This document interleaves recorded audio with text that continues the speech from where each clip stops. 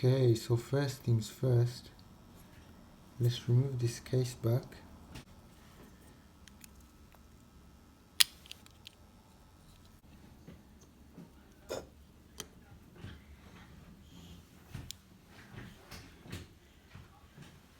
The dial looks pretty clean. That's always a good sign.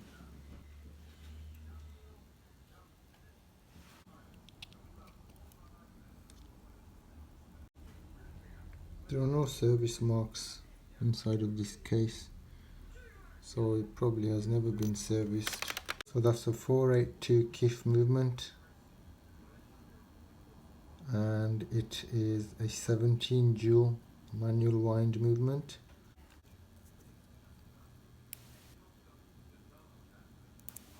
So if you pull the crown out, you have to keep it pulled in order to adjust the hands. As soon as you let go, it goes back into the winding position. So it's obviously the setting lever spring has been damaged. So we'll remove the hands first.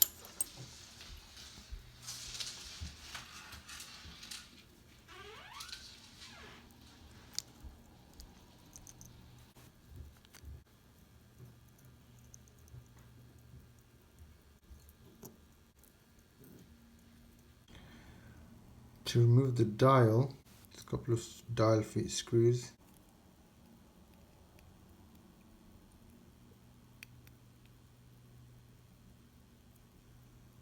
And then one on the other side, just there.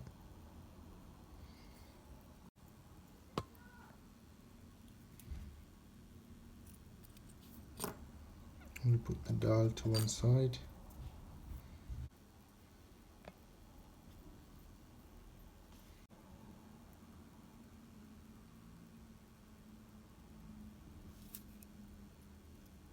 See? That's the whole reason why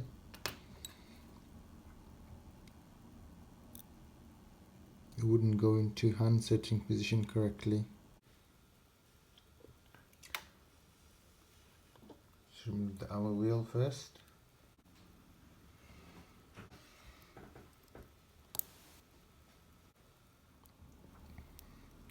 And remove the balance.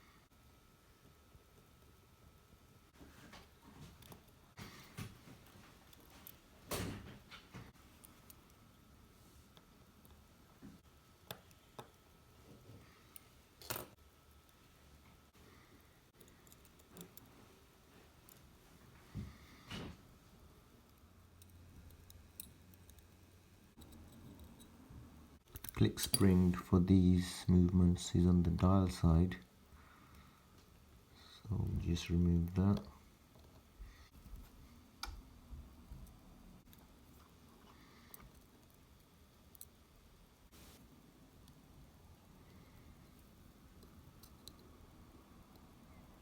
We'll just remove the keyless works now.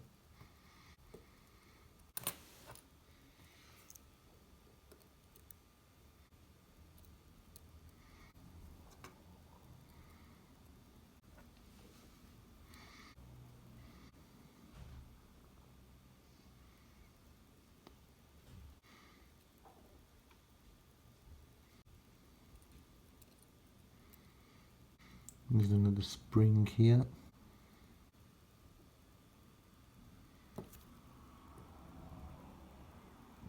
Looks very dirty. Sticking to my tweezers. That's how gunky it is. Let me see if I can get a close up for you guys so you can see how dirty this is.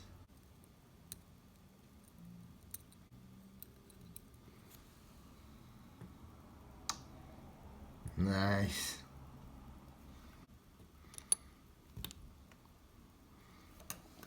Now we can remove this screw that holds in the setting lever.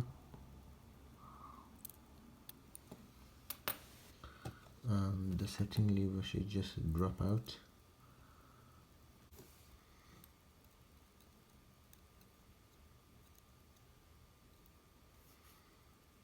And there's the big screw that holds in the setting lever.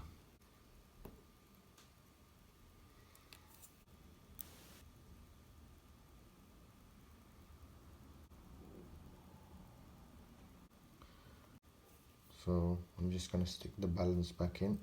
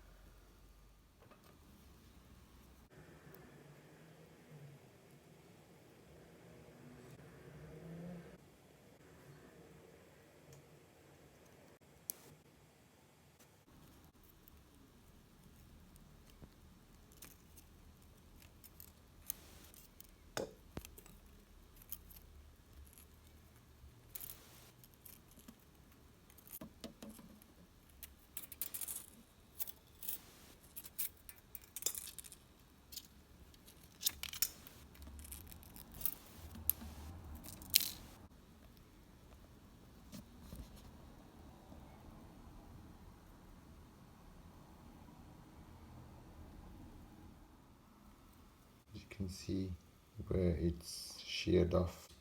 This part here obviously gets a lot of tension on it constantly, so we'll have to replace this part.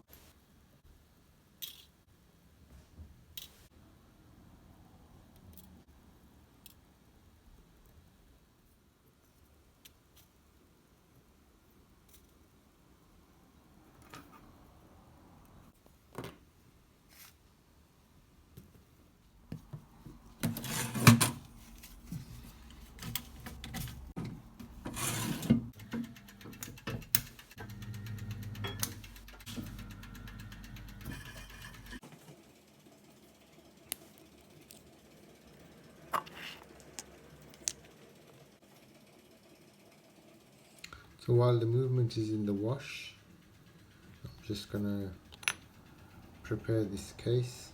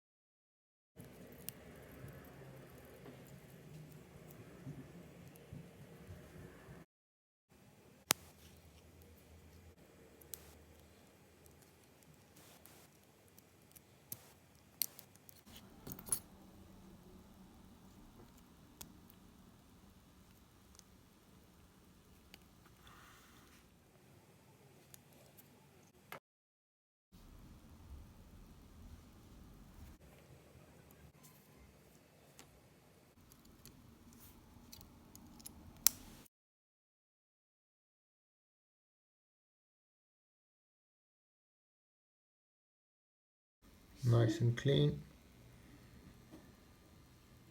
So as you can see, all the parts are laid out nice and shiny, ready to be assembled by me, the Nekkid Watchmaker. So watch along, my darlings. So as you can see, I managed to get hold of a new setting lever spring, and there is the old damaged one, so we'll get rid of that and we'll assemble the movement. In with the ratchet wheel first, center wheel and pinion, and I've put a little bit of D5 on there. Now we can put the main spring in. I haven't found an oil chart for this particular movement, so I'm just using my knowledge. And here I'm just screwing down the bridge for the center wheel.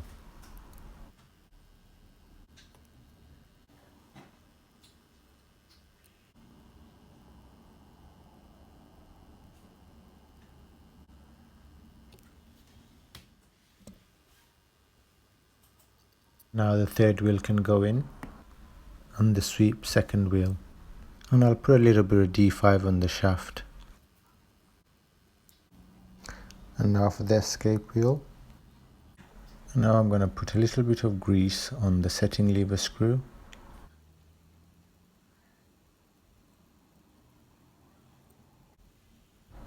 And just mop up any excess with a bit of Radico.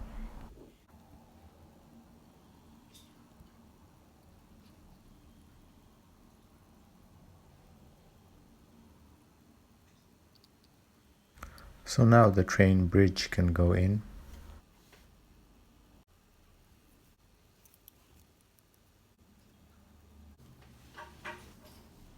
And then the main spring barrel bridge.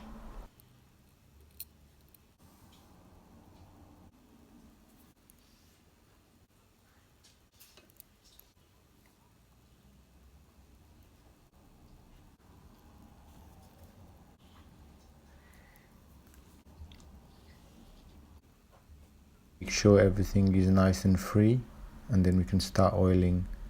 So we're using 90-10. And now I've flipped the movement over to install the click spring, and I've put a little bit of D5 on the post.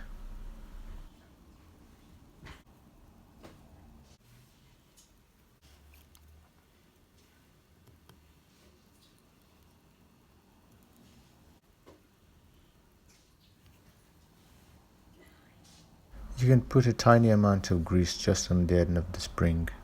And then I'll just finish off oiling the jewels with 90-10. D5 on the post where the minute wheel and pinion will go.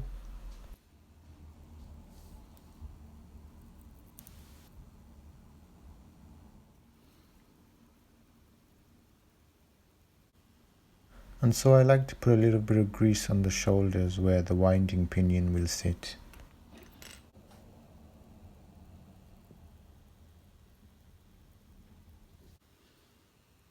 Just a small amount of grease on the tip of the ratchet winding wheel spring.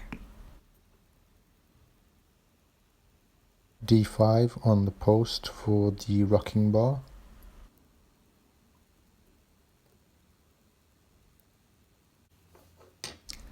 A bit of D5 where the minute setting wheel, the ratchet winding wheel and the crown wheel will sit.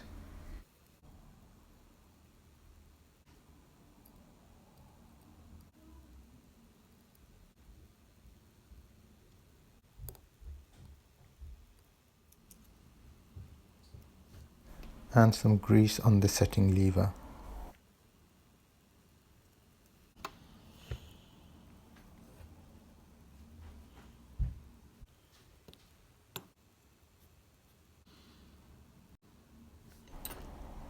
A bit of grease on the winding stem.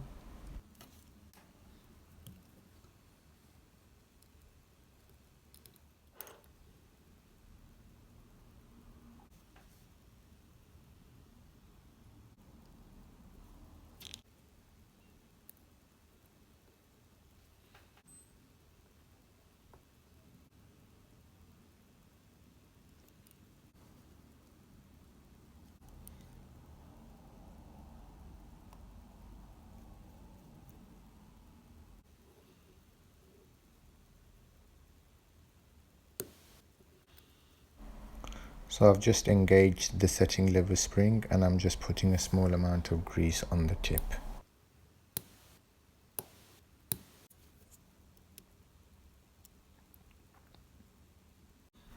And the same for the click.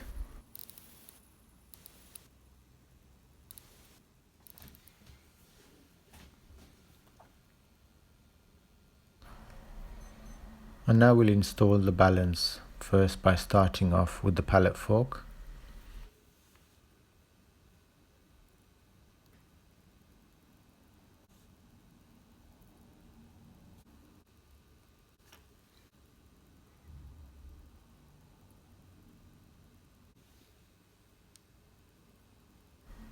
It was hard for me to video this part, but you just need a small amount of 941 on the end of the pallet jewel.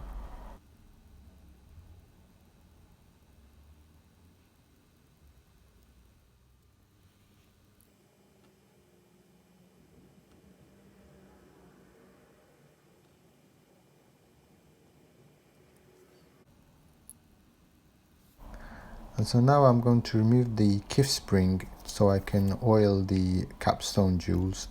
And once again, it was very difficult for me to video this part as I needed to get really close in.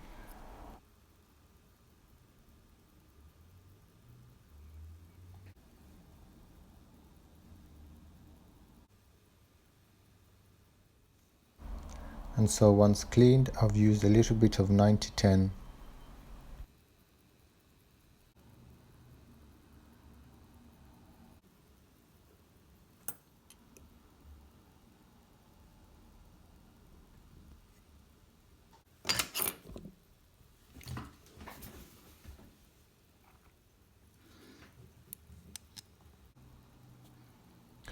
and I've done the same for the other side.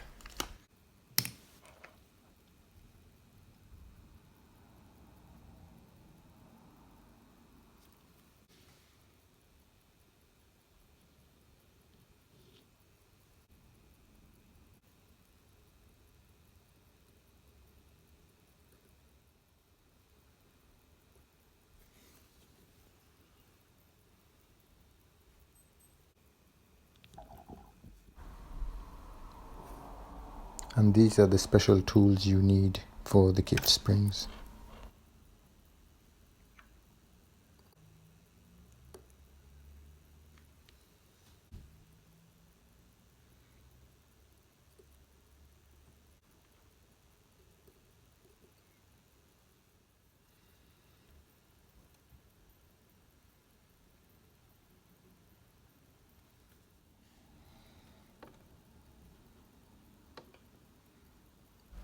And you can use 9010 on the lower cap jewel for the pallet.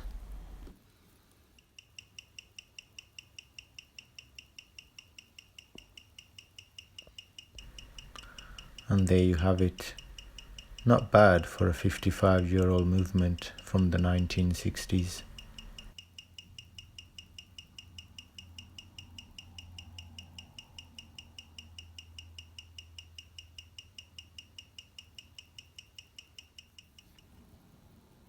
Small amount of D5 before you install the cannon pinion.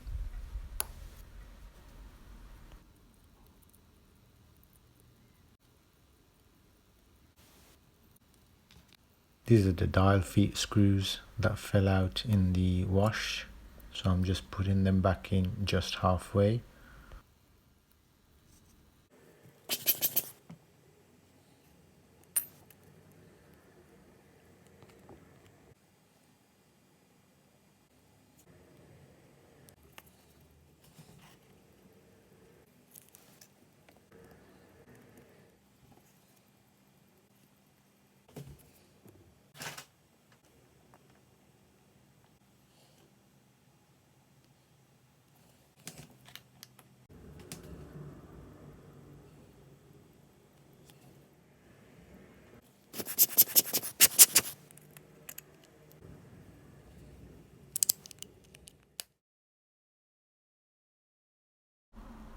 And there you have it, folks. I've added a period correct strap. It's a matte flat black leather strap which is quite supple. So I hope you guys have enjoyed this video. If you need any advice with any of the technical stuff that we've covered today in the video, please do get in touch. Have a great day and see you on the next one.